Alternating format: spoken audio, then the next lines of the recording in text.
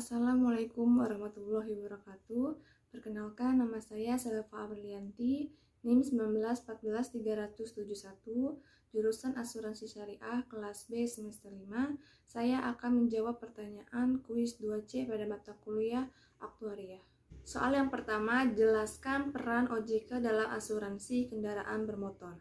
Fungsi OJK dalam asuransi kendaraan bermotor adalah pada pasal 6 Undang-Undang Nomor 21 Tahun 2011 menyebutkan bahwa Otoritas Jasa Keuangan itu berfungsi sebagai pengatur dan pengawas jasa asuransi, dan pada pasal 28-31 menyebutkan bahwa OJK menyediakan layanan pengaduan konsumen.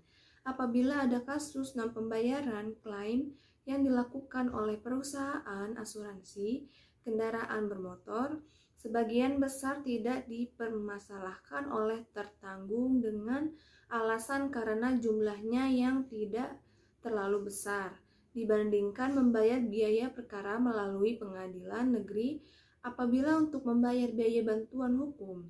Selain itu, ada yang karena tidak mengerti dengan proses atau kemana konsumen melakukan pengaduan. Jadi, fungsi Otoritas Jasa Keuangan sebagai pengatur dan pengawas terhadap perusahaan asuransi kendaraan bermotor dan bagaimana proses penyelesaian sengketa konsumen jika terjadi kasus non-pembayaran klaim oleh perusahaan asuransi kendaraan bermotor.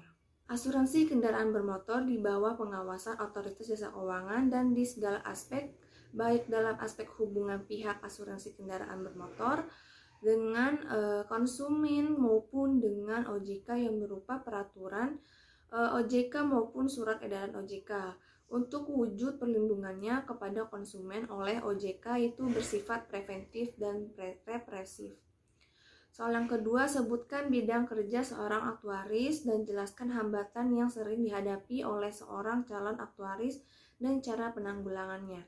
Bidang kerja seorang aktuaris adalah bekerja di industri keuangan seperti perusahaan asuransi jiwa, asuransi umum, perusahaan asuransi, kesehatan, dana pensiun, konsultan, aktuaria, dan investasi.